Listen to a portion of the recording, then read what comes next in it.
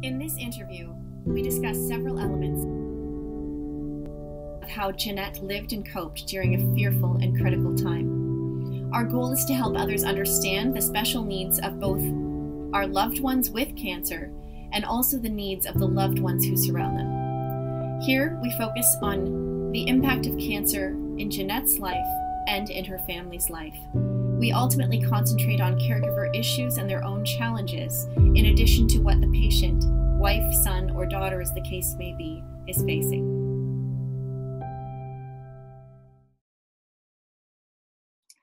This is about Jeanette and her daughter, Kait. Kait was diagnosed at age 19 after a period of prolonged signs and symptoms with a very rare, highly aggressive form of cancer called epithelioid angiosarcoma. Arising commonly in the deep, soft tissues of the body, these cancer cells spread rapidly to a variety of sites, including the skin, adrenal and thyroid glands, and the bones. Kait's treatment journey, with her mom Jeanette consistently by her side, involved multiple approaches with specialized surgery, radiation therapy, numerous chemotherapy cycles, integrative and pain medications. Jeanette is a caregiver cancer survivor. She speaks out about the relentless 4-year battle she faced with Kait until Kait finally succumbed to its effects in 2018.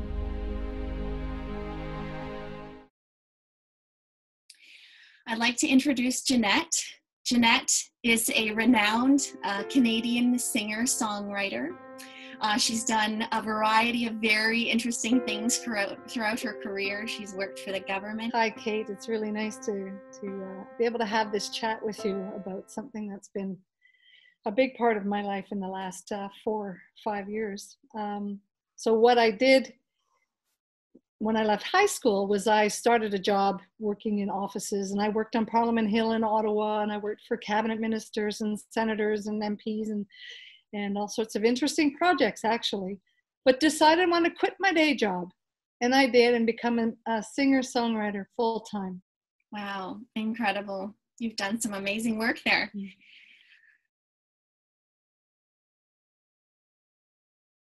Tell me, how did you learn of Kait's diagnosis? I noticed that she had a small bump on her back between her shoulder blades, about the size of a pea. Mm. And that would have been in April of 2014. Mm. And just kind of was monitoring it. And she was off being a busy young woman, you know, at that time. She was 19 years old, living her life and not too concerned about it. And I guess it just kept growing and growing. People thought it was a sebaceous cyst at one point, right? So there was no real hurry to do something. We were told that it should be drained by December of 2014 of that same year. She was in radiation, and she had 25 radiation treatments by the end of the year. It was aggressive. So it was very aggressive and moved quickly. When you first heard the biopsy results back, or the words cancer as her diagnosis, what were your thoughts and emotions at the time?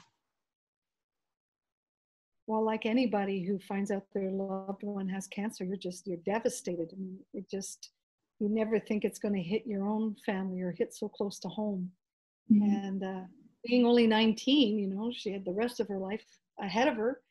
And I actually thought, I was in denial a lot. That's probably going to be part of the conversation.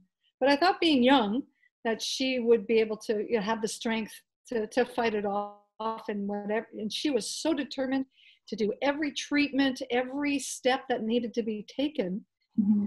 to fight the cancer. Mm-hmm. She fought every step of the way like a true warrior.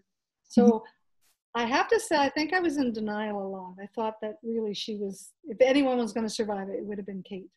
Mm-hmm. Maybe I'm not alone. Maybe everyone believes that, but that's what I believe. Yeah.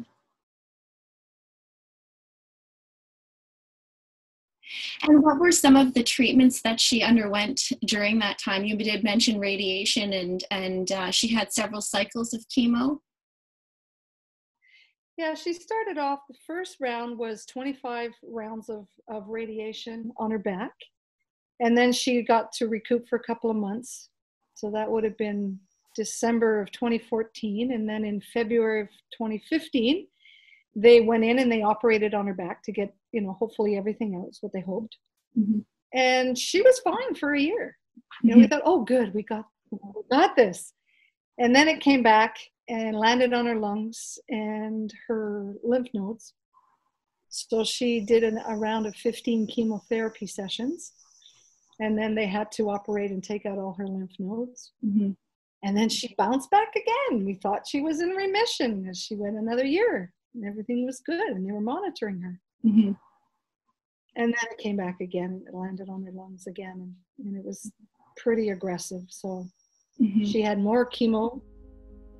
And eventually in January of 2018, she had a cancer-induced stroke, lost all her left side, and she never recovered.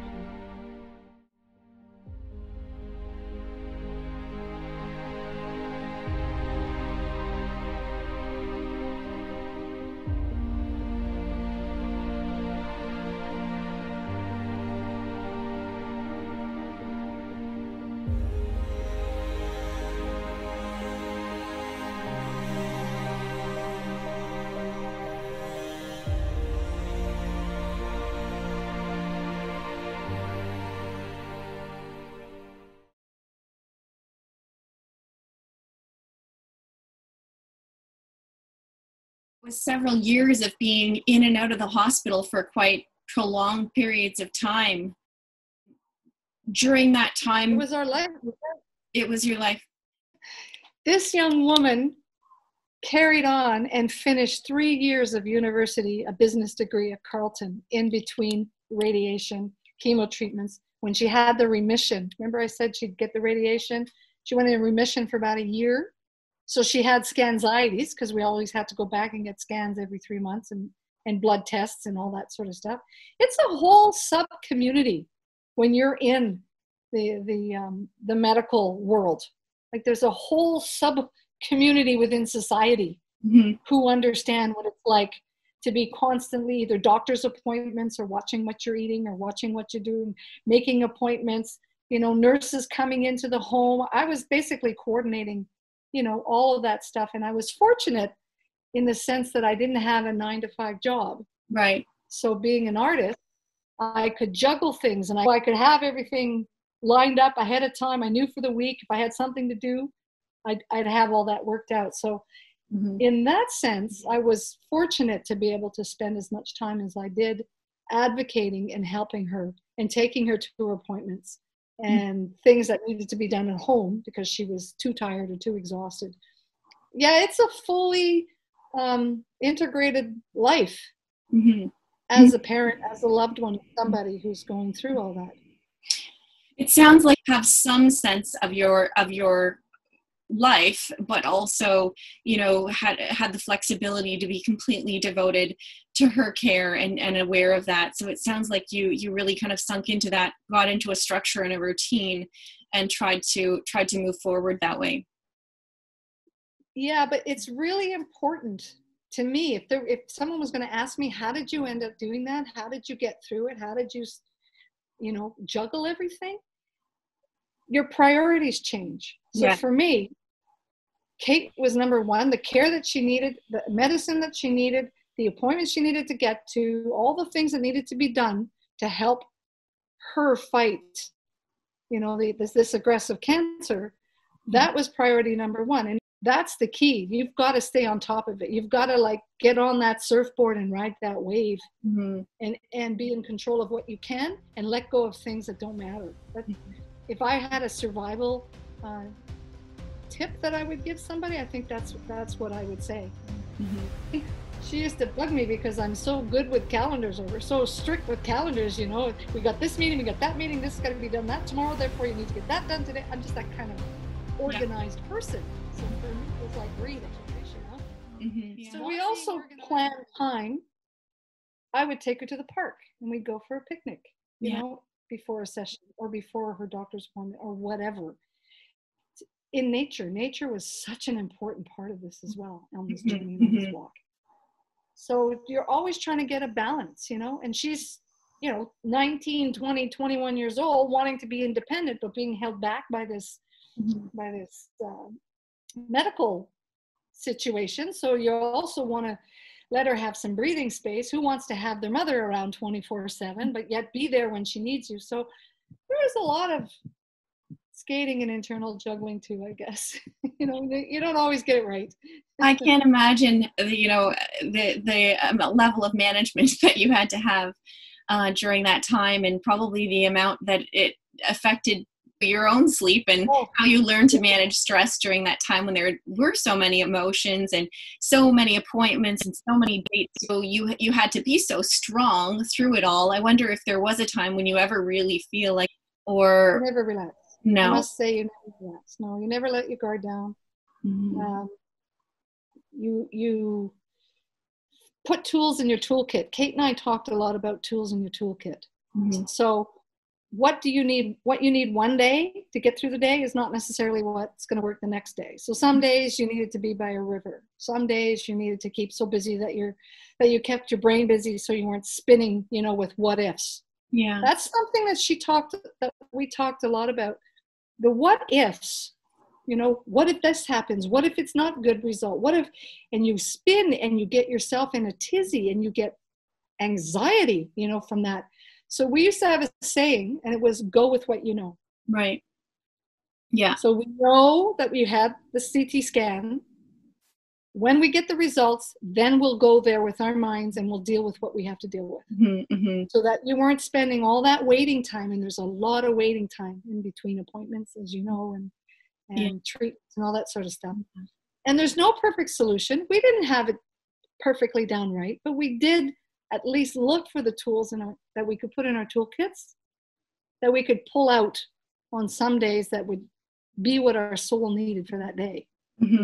Yeah, what an amazing metaphor. I hear consistently from cancer patients that and their families that one of the most difficult and trying times is that waiting period. And there's so many waiting periods, when you're waiting for results, when you're waiting to find out, when you're in between stages and treatments, and it seems almost seemingly endless. What you said about just drawing on things you can actually hang your hat on, and the tools that you have in the hand, and the tools that can tangibly have that day, and that getting you through. What an amazing thing. Waiting for scan anxiety. Waiting to see what the scans say. Yeah, it's a real thing. Well, looking back, you mentioned a few other things about kind of, the team and the community, and that you all of a sudden, after diagnosis and in those treatments, found yourself within this new life's community in the hospital. Were there things that were particularly helpful, or things that made it a particular challenge, with anything from physicians, services that were offered, family, friends? What was really, really helpful during that time for you, and maybe things that were not so helpful, or or just even reflecting on what these players were in that community? Yeah, the sub-community that I'm talking about, that I was actually talking about, is when you go into a waiting room at the cancer center, and all these people and their loved ones and their children, and some of them by themselves, waiting for an appointment, waiting for a procedure, whatever it is. There's a whole sub-community of a way of life when someone in your family has cancer. So that I wasn't even aware of. And you don't really get it unless you walk that road. I mean, people say, oh, I'm sorry to hear you're fighting cancer, or your husband or your wife is, that's, they're really sad for you, or they empathize or sympathize or something. But until you get that way of life where your whole life is run daily by scheduling in between scans, or for the scans, or for the blood work, and the blood work has to be done 2 hours before you get the actual chemo, and it has to be done the day before, and all that sort of stuff that you have to quickly learn if you want to keep some sort of equilibrium, how to do and how to manage. While you're in that bubble, you're in that, and it's exhausting. Worrying is exhausting. You're not doing anything, like you're not running a marathon, but you might as well be, because you are completely by the end of the day. Anytime you get a minute to rest, you're going to go and lie down or something. Those who got it in my circle of family and friends understood that things had changed, that I can't get back to you right away. I'm not going to call you right back or text you right back because I'm either, taking care of something that Kait needs or I'm taking care of myself. And taking care of yourself usually is at the bottom of the pile. Yeah. But someone reminded me, just like the airplane analogy, you got to put the mask on yourself first if you want to be of any use to anybody else. That one spoke to me so that I would say, okay, yes, I better eat and I better sleep and I better take care of myself. And then rely on family and friends to reach in and how are you doing? How's it going today? How is she doing today? How are you today? One of the nicest things. It sounds like so small because you feel insignificant with all your worries and your woes and your stresses because the person with the cancer is the one who's got, the real issues. So you kind of poo-poo or minimize what you're going through. But of course, you're going through trauma yourself. So I got to appreciate, and I do it myself now. And how are you holding up? So how is the loved one? What's going on with them? How are you holding up? And when people say, here's something else. When people say, if you need anything, just call me. When you're in that kind of stress, you don't reach out. You don't call anybody. You don't ask for anything. So the ones who kind of have been through it or know about it know enough that you keep calling and keep sending a little message, I appreciated my group around me who understood that I wasn't able to give as much as I usually give. Everything went to Kait. Everything they gave to me in like a concentric circle helped me help her. So they were helping her in that sense. And that was so appreciated and so crucial, as I found in the walk. It makes a lot of sense. What have been some of the most significant ways that your life has been changed after going through what you did over the last 4 years, either physically, psychologically, spiritually, vocationally? How are things different than they used to be? Everything. It affects you at a molecular level and at a cellular level. Some of the things that have changed, I spent the first probably 9 months in deep depression in my bubble and just sitting with it. Some people run away. There's different phases of grief, which we can talk about if you want. And reflecting on what mattered anymore. What were my priorities? Like, let's just skip ahead to what I came out with, because I did the work. I did the very, very hard work. Your priorities change. You let go of the little things. One of the first things that I said when I came out of grieving was, I'm letting go of the shoulds. You should call them back. You should be doing that. You should go and visit. There were no more shoulds anymore. And maybe it's losing your child that people understand that everything changes and you're not going to have the same kind of commitments that you used to make and the same kind of it's a whole different field of emotions that you deal with. I would say more magnified after she passed away, my emotions. My walk with her, as I said, was a lot in denial. I thought she was right up until a few days before she passed away. I thought she had this, that she was going to be able to fight it, and she had too much to offer to the world, and it wasn't her time. I mean, maybe all parents think that way, when their child is fighting for their life.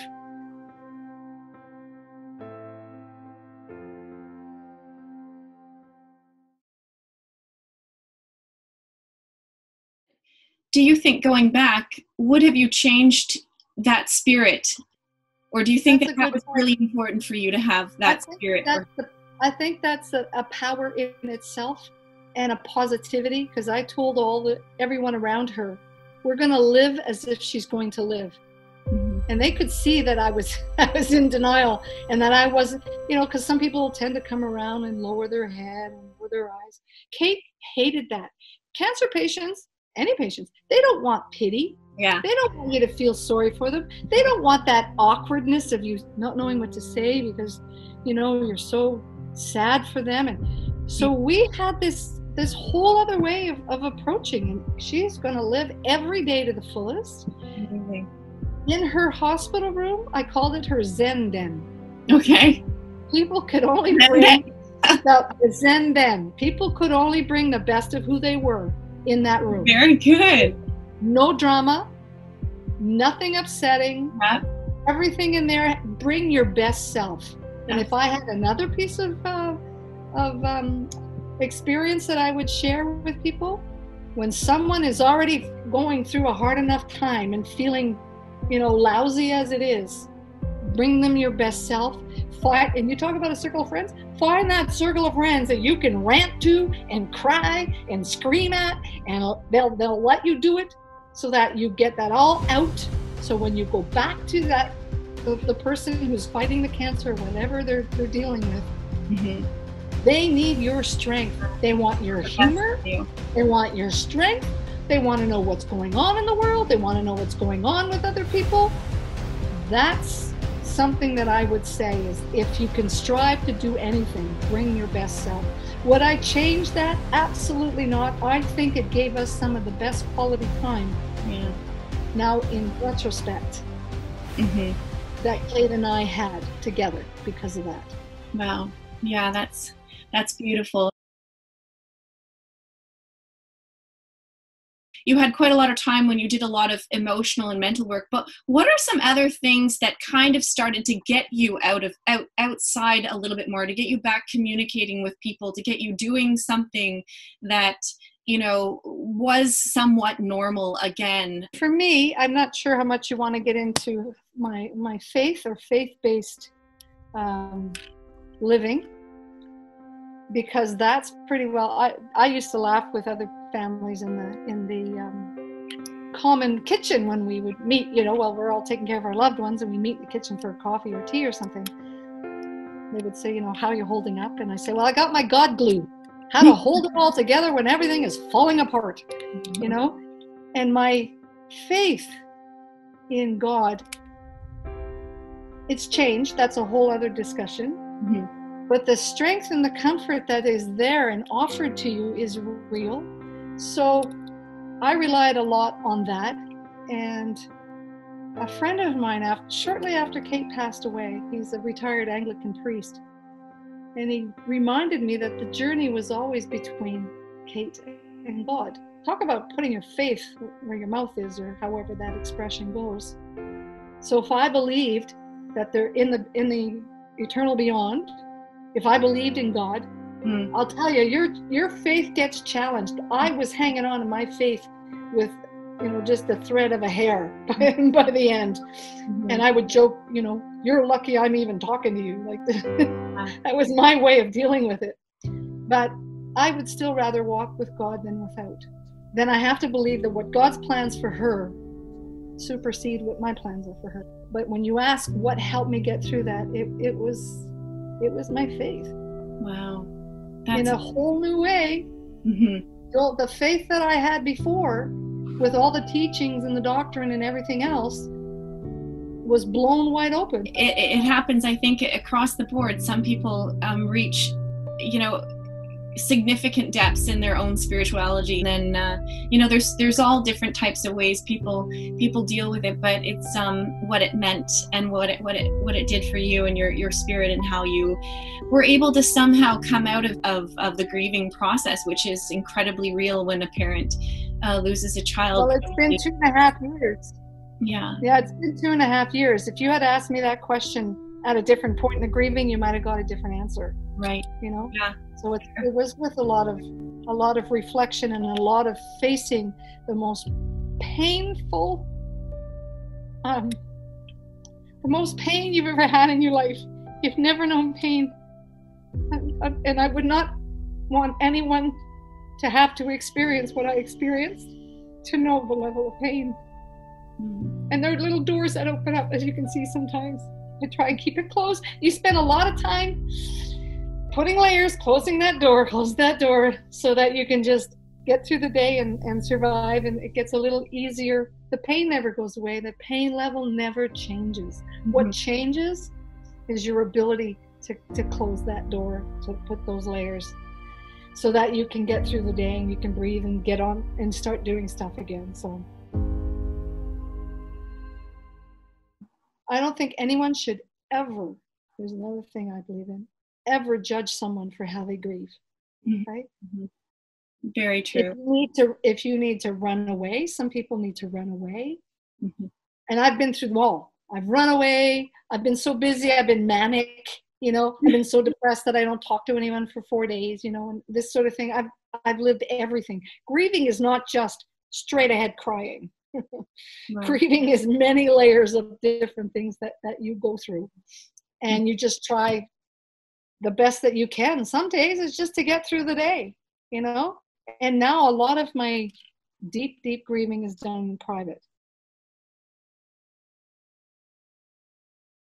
If you could tell me a little bit more about what these comfort kits are. How do I get a comfort kit? Okay. Who do you have to be to get a comfort kit? Just talk to me. You already got that in.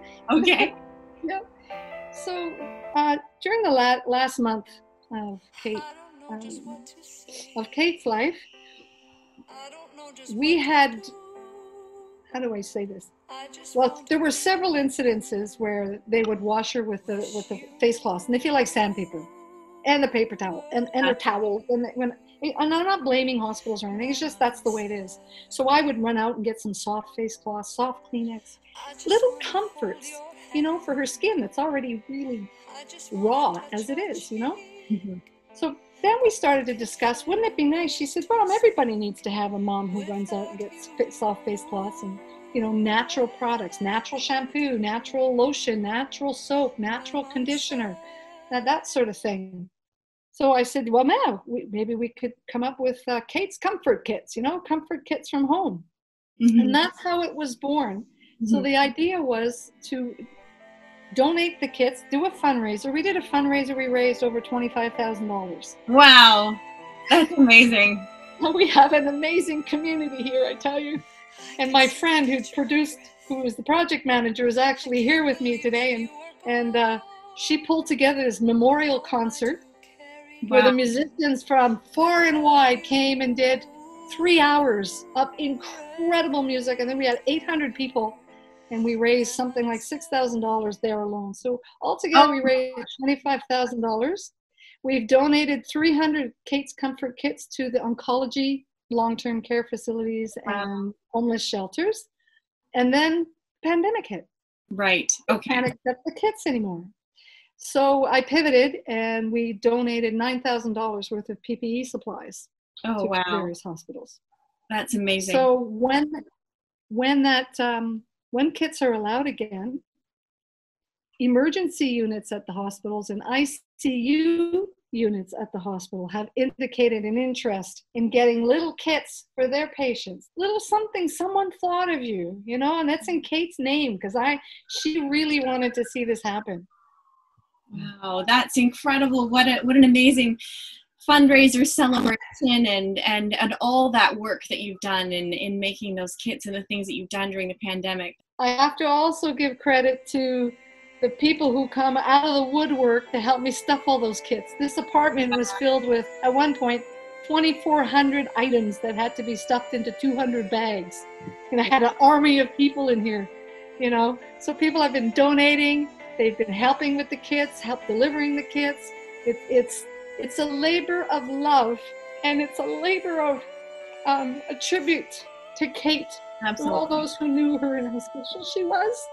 So you can tell it's a bit close to my heart. I'm sure there's going to be, and there has been, a lot of people that have benefited on the love and tenderness of things. Oh, and it'll be great when the day returns when we can send those kits out again. raise awareness of the kits and get them to more patients. I would love to. Some of the recipients of the kits actually wrote to me to thank me and said it was unbelievable to receive something from someone we don't know in our hardest times, and then they would make a donation. That surprised me. Yeah. I never expected to get a donation from the people who received the kits. That was very special. That is very special. That is an incredible way to let others know that you do know that there's these hardships, these little simple hardships out there, and when they see it, going through. Right. That's right. They know that there was someone else out there that maybe did feel or go through something like they did, as lonely as they may feel in their situation. You do. You're right.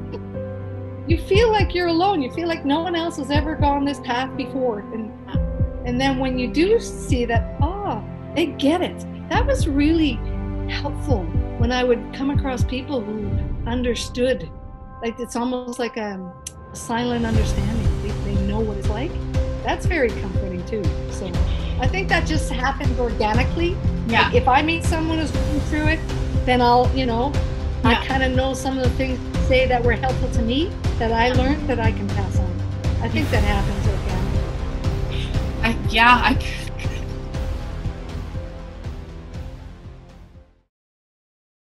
We talked a little bit about before, really helpful is that there are these people that just seem to understand. They've been through something very similar, if not, a cancer diagnosis and been a parent, but there are people out there that just automatically understand. There are other people that want to help, but they don't always know what to say or do. Maybe they've never been through anything like that. You mentioned a couple of things as we've been speaking already, of things not to say to maybe someone who is looking after someone with cancer or a caregiver that's very closely connected to help you. You mentioned you'll be fine. I'm encouraging you to meet your needs, looking after yourself, and the oxygen mask mentality is perfect. But what are the things not to say? Well, I'll tell you something. One of the things that I would say to people, don't say, "Are you okay?" Because I can guarantee you the first thing that people will tell you is, "No, I am not okay." Okay. So just assume that they're not okay. So what can you say instead? You can say, "How are you holding up?" How is how is your loved one holding up today? And how are you holding up today? How are you doing? Yeah. Another thing that I would say you don't say is, "Oh, you're strong. I know you'll be fine. You'll find what you need to get it all done." Well, even strong people have weak moments, Yeah, that's what I'd like to say. Yeah. Yeah. So you could say, "Is there anything I can do to help? You need any groceries?" Like, give tangible stuff. A lot of people, again, are kind, and they'll say, "Can I get you anything?" Well, maybe instead of that, you say, "Do you need groceries? Yeah. Do you need any errands run?" Mm-hmm. That sort of thing. Is there someone, you have someone you can talk to? Mm-hmm. Make sure that they have somebody they can reach out to. Do you have someone that you can rant with and cry with and do all that sort of thing? If not, put me on your list. I'm here to rant with you. But then don't wait, in my experience, don't wait for them to call you. Call again, or a little text, or a little message. Yeah. Hey, just, that letting you know I'm here for you. Lifelines to me. When I was in the hospital, 24/7, at the end of her bed in a cot. And I was so exhausted by the end of the day, when she finally fell asleep, that I could not answer all the texts and all the emails. And I appreciated the ones that said, "No need to reply. Just want you to know I'm thinking of you." You want to give a gift to somebody going through this, either the patient or their loved one? That one there, I think, would be near the top of the list, really. Yeah. I can understand that. Time is always not something you have to give, and the time that it takes to answer these things, I guess people don't think about that quite as much. It sounds like you did this naturally, but even creating a list as a caregiver to tell people what you need, when they call and say, "What can I do to help?" For those people that just are doers, that want to do something, but they don't know what. If you give them a task, that or at least. I didn't think of it at the time. Yeah, I didn't think of that necessarily at the time. I'm thinking of it now that I've stepped out of it. But I'll tell you something else you reminded me that I should put on my list. People are kind. They want to show that they care. But I think what I'm trying to do is talk to people are a caregiver or a loved one, even if they're not doing the caregiving, but a loved one of somebody who's going through a medical journey, whatever. That sounds like a soft word compared to what the hell that they're going through some days. This would be for how can you help the caregiver? You know, what can you say? How can you help them, even by just saying, I'm thinking of you, I'm here for you. If you need anything, you don't have to reply. I just want you to know that I'm here. Beautiful. Perfect. I know that singing and songwriting is something that you have an incredible talent. You've got a beautiful voice and a beautiful way of touching people through that. Do you know when you might do that again? I know it's something that involves so much passion and depth and emotion. If I was a jukebox where you just put the quarter in and I just sing the song and then go home, you know, maybe I could do that. But I'm such a passionate singer about everything that I sing about and that I write about. It's a very deeply emotional experience when I do a show. And on top of that, so I would cry easily. If I see a mother and a daughter, I'd break down. I know, or mother and a granddaughter, or you know, father and a daughter, whatever. I don't trust myself, first of all, emotionally. Secondly, part of what Kait and I were doing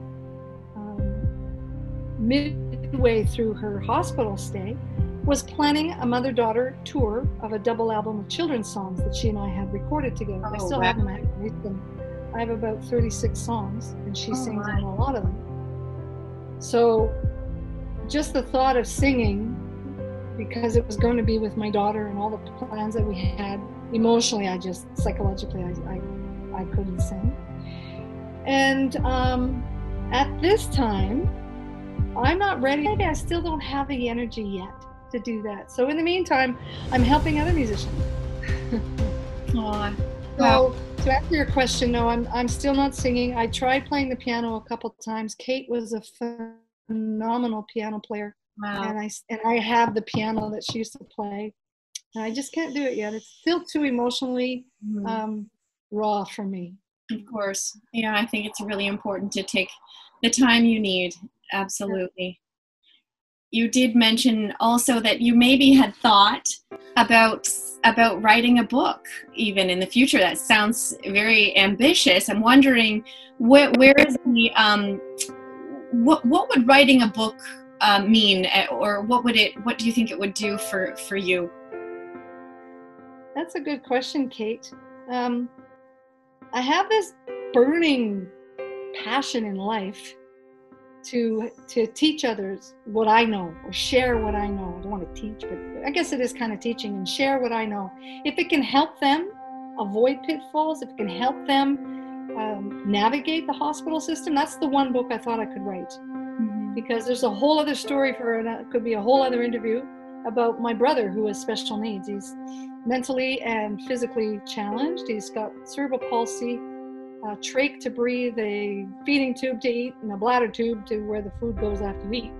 And so if anyone has known hospitals and hospital systems, I have experience at least a half a dozen intensely in all the various wards that there are. So all of that to say is, if I wrote a book, it would be something what I learned as the loved one of somebody who's going through either medical or oncology or whatever kind of medical health issues that they have, and how you can do your best to help them, how you can help me help my loved one. Caregivers, we tend to, or loved ones, we tend to brush off any of our anxieties, any of our our stress and whatever. We have a very small group of really good friends that we can, as I said, cry and rant and let it all out, so that we go back in with our best self with our loved ones. So that's the kind of book that I'm contemplating writing. Wow, sounds remarkable. And it's not surprising that you've had these thoughts, given, you know, the caring and sharing and generosity that's reflected in your spirit through the struggles that you have been, which are great. So I've lived it. I've walked it. I can share the experience, and if it can lighten the load of somebody else who's going through it, then it'll have been worth it, even if it's one person. That's how I feel. I really have.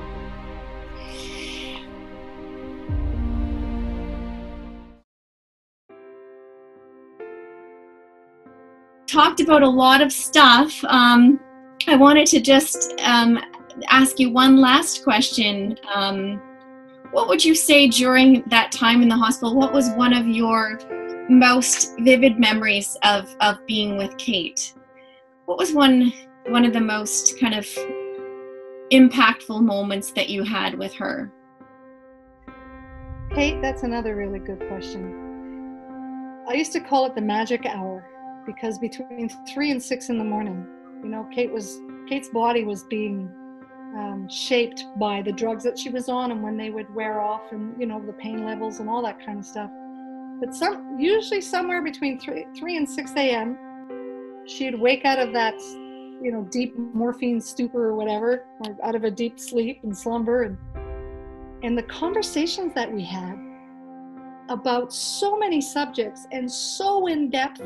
I mean, I was averaging about an hour to 2 hours of sleep a night because I didn't want to miss that magic hour. And she got to sleep during the day. Yeah. But I always had either laundry or go and get her some groceries, because we were making her, you know, food. We had a little fridge, blah, blah, blah, blah, blah. Anyway, so the conversations that I had with her, and you know, the greatest bonding with another human being happens in the hard times. Yeah. So for people who turn away, or they can't bear it, or they can't handle it, or whatever, and are missing a depth of bonding, human bonding, unlike any other kind of bonding. So a mother-daughter bond is pretty deep.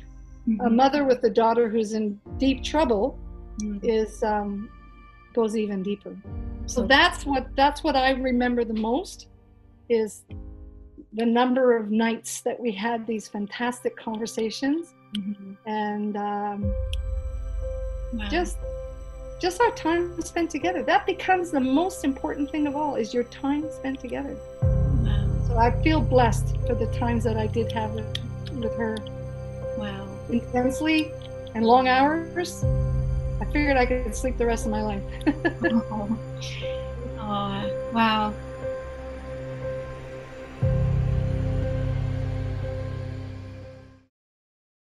Well, it sounds like she was, you know, quite the intelligent, ambitious, and beautiful girl. And I have no doubt that she was a huge blessing, not only to you, but probably to many, many, many people in her life. She made an impression on that floor. They'll never forget Kait. She became her best self. She was kind, and she was loving, and she was cheery, and she was positive, and she believed that she was going to make it. And she would remember all the nurses' names. I couldn't. She'd remember which ones had a dog, what the dog's name was, who their children were. Phenomenal piano player, like I said.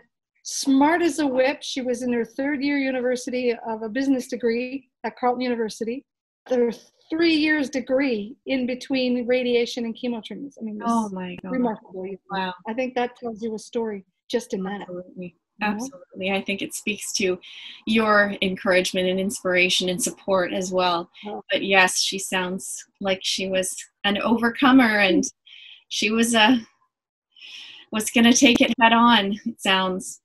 She did, right to the very end, I tell you. I was so proud of her. I mean, by the end, as you know, patients lose their hair, and all the drugs make them, I mean, you couldn't recognize her face. You know, it was very different. But I looked at her and I said, your whole life, I have never, ever found you to be more beautiful than you are right now, with the amount of kindness that she was showing and love to everybody.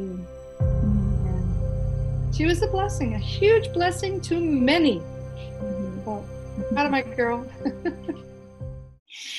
Well, Jeanette, thank you so much for sharing such a remarkable journey and struggle that you have had, and sharing these even very intimate details of your relationship with your daughter through that time. I can't imagine how difficult it must be, but I'll tell you, there are people out there, if not, I think almost everyone could use to understand the depth of what it's like to go through those emotions with another human being, and to feel the gravity of that. And I thank you so much for sharing this. We'll have to talk more and more. Again. Well, thank you for all that you're doing. You're doing very important work. Having gone through that, what I've gone through, you're doing very important work for families and for the patients. And we need more of that. And I'm honored that you wanted to hear my story. Thank you, James. Thanks, Jeanette. You're a beautiful person.